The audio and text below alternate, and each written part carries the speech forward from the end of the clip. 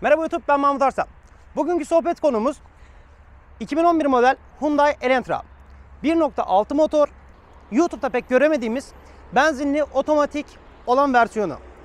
Bugünkü aracımız, hani Linea videosunda demiştim ya, bu kadar paraya bu kadar çok araba oluyor mu? Öyle diyebileceğimiz bir araç. Aslında Kore Aslanı da diyebiliriz bu araç için. Bugünkü aracımız en boş paket ama birazdan da göreceğiniz üzere, hatta belki şu an görüyorsunuzdur, renkli döşemelere sahip, gayet güzel, gayet başarılı, az paraya çok araba diyeceğimiz bir araç. Yani verdiğiniz paranın kuruşu kuruşuna hakkını veren bir araç arkadaşlar.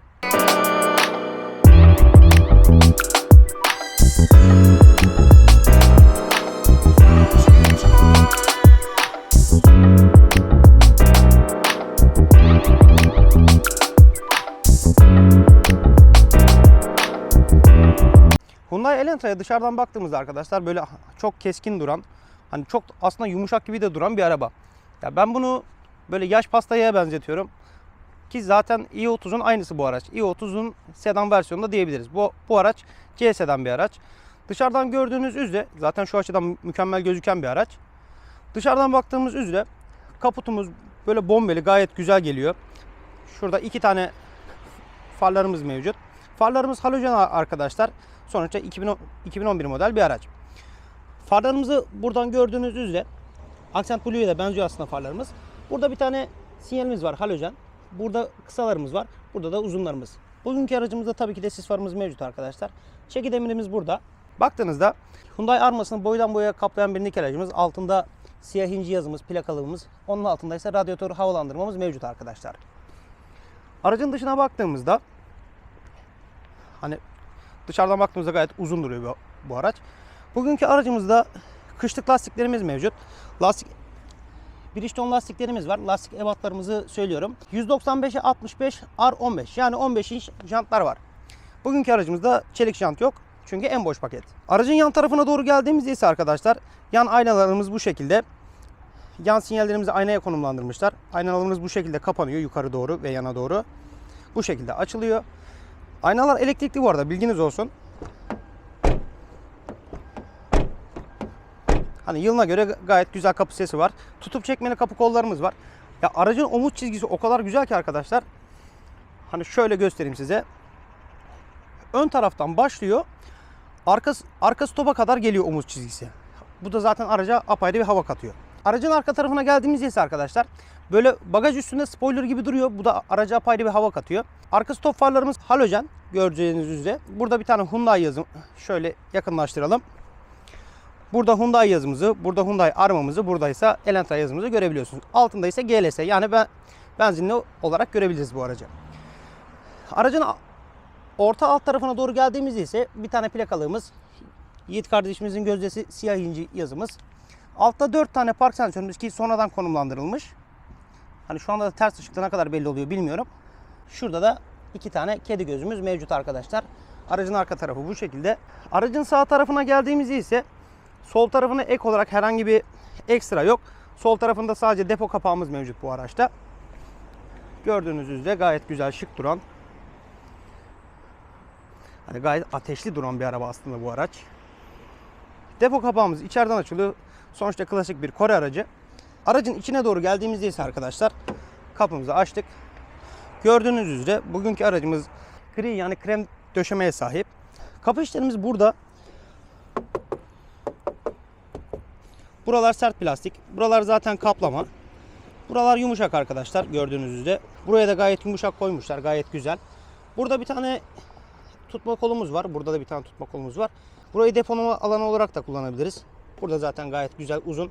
Ya, Korelilerin zaten bu şeyine hastayım. Bakın burada bir tane gerçekten şişelik yeri koymuşlar.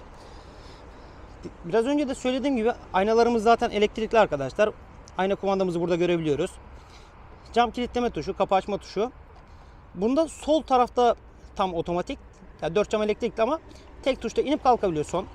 Sol tarafımız, şoför tarafımız, bilginiz olsun. Aracın içine doğru geldiğimizde ise koltuk tarafında, koltuklarımız biraz kirli, kusura bakmayın.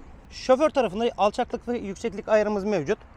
Aracın içine doğru oturduğumuzda ise arkadaşlar, aracın içine geldiğimizde ise arkadaşlar, hani bizi burada böyle devasa bir kokpit karşılıyordu diyebiliriz. Çünkü zamanında bu araba muhteşem bir arabaydı. Ki zaten C segmenti bir araç. Hyundai'nin otomobil olarak en üst segmenti diyebiliriz. Aracın göstergelerine geldiğimizde ise arkadaşlar sol tarafta analog devir saati göstergesi gördüğünüz üzere. Ortada bilgi ekranımız mevcut. Onun altında arıza sensörlerimiz vesaire vesaire. Sağ tarafta ise analog hız göstergesini görebiliyoruz arkadaşlar. Aracın biraz önce de söylediğim gibi hani şu cam açma kapama kumandaları çok güzel yerleştirilmiş. Hani böyle tam bir bütün oluyor. Diğer Hyundai gruplardan da hakim olacağınız üzere aracın far yükseklik ayarı burada. Gösterge panelinin aydınlatma ayarı burada. Buradaki tuşumuz yok, kapalı. ESP kapatma tuşumuz da burada. Hazır ESP tuşunu da söylemişken aracın far aydınlatma kumandaları burada. Ön sis farı zaten mevcut. Dış şeklinde de görmüştünüz. Sinyallerimiz vesaire. Burada da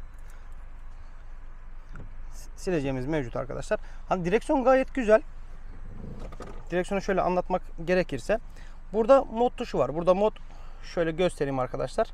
FM, PM, FM1, FM2, EM1, EM2 arasında değişiklik yapıyor ve hani CD'ye vesaire geçiriyor. Burada şurada gördüğünüz tuş ise radyo istasyonlarını değiştiriyor. Burada trip tuşu var arkadaşlar. Yani trip tuşu şu orta bilgi ekranı var ya. Oradaki bilgileri buradan güncelleyebiliyorsunuz. Eko açık, kapalı, ne kadar yakıtım kaldı vesaire vesaire. Reset tuşuna 3 saniye basılı tuttuğunuzda ise buradaki bilgileri sıfırlayabilirsiniz. Bilginiz olsun. Sol tarafta söylemeyi unuttum. Ses açma kapama tuşumuz burada. Mut tuşumuz var burada. Bugünkü aracımız biraz farklı çünkü Yiğit kardeşimiz bugünkü aracımıza biraz masraf yapmış. Hani aracı güzelleştirmeye çalışmış. Aracı güzelleştirmeye çalışmış. Şöyle ufak bir ses denemesi yapsak bakalım nedir?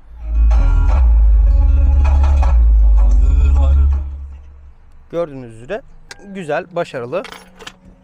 Ha söylemeyi unuttum bu arada. Şurada da göreceğiniz üzere tüm Kore grubunun araçlarındaki gibi burada tank kapağı açma tuşumuz var. Bagaj kapağı açma tuşumuz ise burada. Şöyle yukarı kaldırarak açabiliyoruz. Aynı şekilde bunu da böyle. Burada ise ne vardı? Yanlış hatırlamıyorsam sigorta yeri buradaydı arkadaşlar. Bugünkü aracımızda direksiyon derinlik ayarı, alçaklık, yükseklik ayarı mevcut tabii ki de. Çünkü bu araç bir Elantra. Aracın üst tarafına geldiğimizde ise burası sert. Buralar yumuşak. Hani burası sert çünkü göstergenin üstü ya. Büyük ihtimal Koreli mühendisler böyle buraya güneş vurmasını engellesin diye yapmışlar. Buralar gayet yumuşak arkadaşlar. Hyundai'nin olmazsa olmaz, yani Japon Kore grubunun olmazsa olmaz dijital saati burada. CD çalarlı, Bluetooth olmayan FM radyolu gayet güzel bir teybimiz var burada. Hani gayet okunaklı, güzel. Ses tuşlarımız burada. FM, PM, CD, AUX. AUX girişi ve çıkışı var bu arada, bilginiz olsun. Aracın havalandırma menfezleri burada. Hani aslında değişik bir yerde, değişik ama işe yarıyor galiba. Aracın orta alt tarafına doğru geldiğimizde ise dörtlü flaşörümüzü burada görüyoruz. Havalandırma ayarlarımız burada. Ön cam buğu çözücümüz, arka cam buğu çözücümüz, maksimum klima, araç içindeki havayı muhafaza et. İşte havalandırma tuşlarımız. Hani bu biraz değişik bir şekilde şöyle çift kademeli yapmışlar ama gayet başarılı. Hani iç içe geçirmiş gibi bir şey olmuşlar. Klima zaten var bugünkü aracımızda. Şöyle gösterecek olursak burada böyle bir tane cebimiz var arkadaşlar. Hani gayet yeterli. Çakmaklığımız burada. AUX girişimiz burada. USB girişimiz burada. Tork konvertörlü CVT şanzıman mıydı bundaki, yoksa DCT miydi? Tam hatırlamıyorum. Bilenler lütfen yorumlara yazsın. Şöyle bakıyoruz. Hiçbir şekilde telefon koyma yerimiz yok. Burada sadece bir tane küllüğümüz var. 2 tane bardaklığımız var. El frenimiz manuel. Diyoruz ki şuradaki cebi görene kadar arkadaşlar. Hani telefonunuzu buraya koyabilirsiniz ama lütfen seyahat ederken, araç kullanırken telefonu kullanmayın. Diğer tarafa baktığımızda ise şuradan, burada da bir tane çakmaklık girişimiz var. 12 volt soketimiz. Burada da bir tane cebimiz var. Kol dayamanın hemen önünde şurada bir tane cep var. Bu da gayet başarılı, yeterli. Kol dayamanın herhangi bir yükseklik, alçaklık ayarı yok. İleri geri de gelmiyor.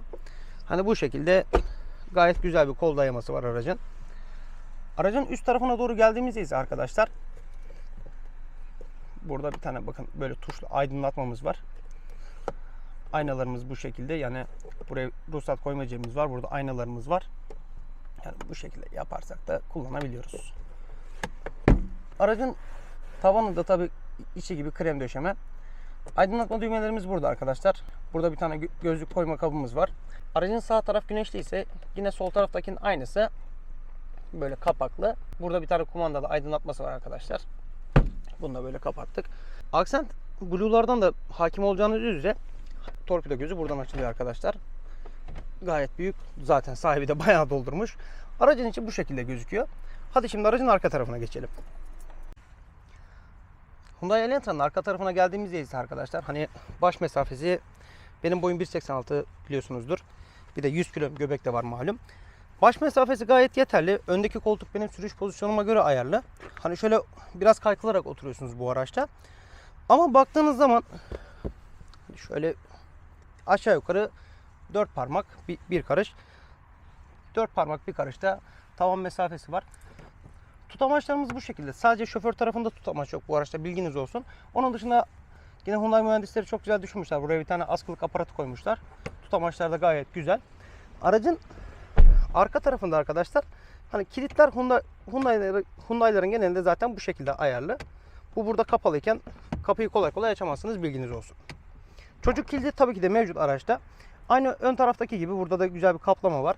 Üst taraflar böyle sert deri döşemeye sahip fakat kaplamalar vesaire, kaplama hariç geri kalan her yer yumuşak. Gayet güzel. Bir tek buralar serpide. Kol dayamamız tabii ki de mevcut. Bugünkü aracımızda Isofix yok çünkü 2011 model bir araç. O yıllardaki araçlarda zaten Isofix mevcut değildi arkadaşlar. Yukarıda bir tane şurada göreceğiniz üzere tuşlu aydınlatmamız mevcut. Kafalıklarımız gayet güzel, yeterli. Emniyet kemerlerimiz ayarlı arkadaşlar ve bu araçta yanlış hatırlamıyorsam 8 tane miydi 16 tane miydi airbag var. Hani o zamanında Hyundai bu arabaya gerçekten güzel para harcamıştı. Kol dayamamız mevcut. Kol dayamamız gayet yumuşak, güzel. 2 tane bardaklığımız mevcut. Söylemeyi unuttum.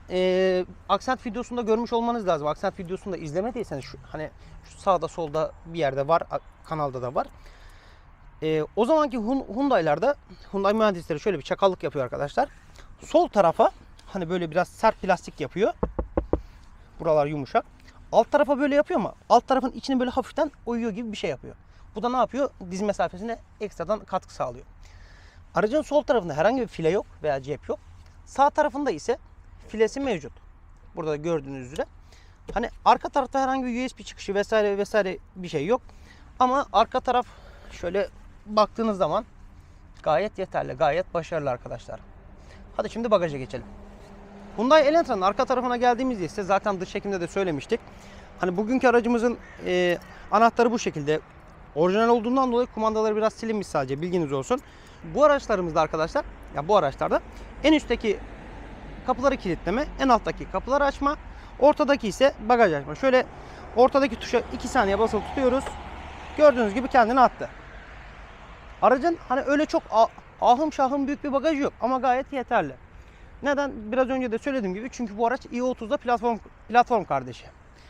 Yani nasıl söyleyeyim size, Mercedes A serisi var, bir de CLA serisi var. Hani CLA'nın böyle popo eklenmiş hali ya, bu araç için de aynısını söyleyebiliriz. Bu arada nasip olursa belki bir CLA videosu da gelebilir. Hani öyle piyasada gördüğünüz o kırmızı olanlardan, beyaz olanlardan, siyahlardan değil. Bambaşka orijinal bir rengi var. Ve CLA 200 AMG benzinli, bilginiz olsun arkadaşlar. Yiğit kardeşimiz araca gayet güzel bas koymuş. Hani çok kullanmıyorsanız, yani bagajda çok ekstra bir işiniz yoksa, sonuçta bu araba şantiye arabası değil arkadaşlar veya yük taşımanız için tasarlanmış bir araç değil. Hani bagaj sizin için yeterli. Bagaj içine geldiğimiz zaman ise arkadaşlar, arka koltuklar 60'a 40 oranında yatıyor bu arada, bilginiz olsun. Şuradaki tuşlardan şöyle tuşu çektiğimiz zaman arka koltuklar pat pat diye düşüyor. Bir tane burada var, bir tane burada var. Elantra'nın hani yükleme eşiği biraz yüksek. Hani baktığınız zaman şöyle bir karış kadar yüksek. Benim eller de yaba gibi zaten. Onun dışında bagaj gayet güzel. Hani işlevsel. Bagajın altında yarım boy stepme var arkadaşlar. Bugünkü aracımız o kadar güzel bir araç ki, şöyle plakalara biraz zoom yapalım isterseniz. Siyah inci. Araç 2011 model, 155.000'de arkadaşlar. Ve arabada boya değişen hiçbir şey yok. Araba full orijinal. Bu arada söylemeyi unuttum. 3. stop lambası burada. Hani zaten sedan arabaların hepsinde buradadır. Bagajı açma kapama konusuna gelecek olur isek arkadaşlar, hani bagaj direkleri biraz kötü olmuş. Neden? Çünkü en azından bir kaplama olsaymış gayet güzel olurmuş. Herhangi bir tutma kolu yok. Yalnız bagajımız full full döşeme. Yumuşak döşeme. İçi de ayrı, burası da ayrı. Komple döşemişler. Güzel yapmışlar. Nereden tutabilirsin? Elin buradan kirlenmesin dersen buradan tutabilirsin. Burası da yağlıysa hapı yuttun, yapacak bir şey yok. Bu arabanın muadili neler vardı arkadaşlar? Muadili olarak da Megane bu arabanın muadili. Astra bu arabanın muadili. Hani sedan olanlarından bahsediyorum. Ondan sonra Focus bu arabanın muadili. Ya bu arabanın tutulmama sebepleri neler gerçekten bilmiyorum. Hani bilenler aşağı yorum olarak yazsınlar. Ama baktığınız zaman gayet güzel bir araba. Tamam, hani bir Opel Astra J kasa kadar veya bir H kasa kadar, K kasa kadar yol tutan bir araba değil. Aynı şekilde Megane 3 sedan yoktu. Megane Fluence vardı. En azından Fluence'dan biraz daha iyidir. Çünkü yumuşak bir araba zaten bu. Bu arabanın eksisi ne diyecek olursanız arkadaşlar, rakiplerine göre, segmentlerine göre bagajı biraz daha dardır bu arabanın. Ama hani bagajının darlığı iç hacminin genişliğine artı olarak eklenmiştir. Bilginiz olsun. Onun dışında altı biraz yüksek değildir bu arabanın. Altı biraz alçaktır. Asfalt arabasıdır. Hani böyle dağa, taşa, tarlaya, bahçeye giremezsiniz bu araçta. Bilginiz olsun. Onun dışında fiyatlara baktığınız zaman hani şu an zaten fiyatlar Allahu Ekber dağlarına ulaştı desek yeridir. Bu kadar paraya bu kadar dolu araba alabilirsiniz arkadaşlar. Hani baktığınız zaman tam hız sabitleyici yok. O zamanki boş paketlerin çoğunda zaten hız sabitleyici yok. Veya işte ne bileyim hani Bluetooth özelliği o zamanki arabaların da çoğunda yok. Çünkü 2011 model bir arabadan bahsediyoruz. Makyajsız kasa olandan. Onun dışında arkadaşlar artı olarak neyi var? Abi araba atmosferik. Artı mı eksi mi artık ona siz karar verin. Çünkü atmosferik makineler performans olarak eksi makinelerdir turbolara göre. Ama uzun ömürlük olarak, uzun vadeye baktığınız zaman fiyat performans olarak çok güzel makinelerdir, ömürlük makinelerdir. Bugünkü aracımızda zaten hani motorunda herhangi bir işlem yoktu diye biliyorum. Herhangi bir şekilde motor açmamış falan filan. Hani onu zaten Yiğit'e sorarız, Yiğit de söyler. Bugünkü aracımız 155.000'de. Bu hani otomatik bir araba, sadece bir şanzımanında ufak bir işlem yapılmış bildiğim kadarıyla. Hani bu kadar. Eğer Yiğit'le sohbet edersek şuraya bir yere, aşağıya zaten Yiğit kendisi ayarlar. Bugünkü kapanışı Büyük Ulu Önder'in imzası önünde yapmak istedim. Kendisine buradan saygılar, selamlar. Bu güzel vatanı bize bıraktığından dolayı. Arkadaşlar videoyu beğendiyseniz beğenmeyi, beğenmediyseniz beğenmemeyi, orada dislike butonunu. Hani eksik gördüğünüz bir şey varsa yorum olarak atmayı, ondan sonra burayı eksik, burayı fazla söyledin dediyseniz de lütfen aşağıya yazın. Açıklama kısmına zaten mail adresini, TikTok, Instagram, Facebook adresini falan yazıyorum. Benim de arabamı çek Mahmut derseniz onları da oradan iletebilirsiniz. Beni dinlediğiniz için teşekkür ederim. Bugünkü aracımız Hyundai Elantra'ydı arkadaşlar. Hani gayet şeker gibi bir araba. 2023 senesi de sizin için şeker gibi geçsin. Kendinize iyi bakın. Görüşmek üzere.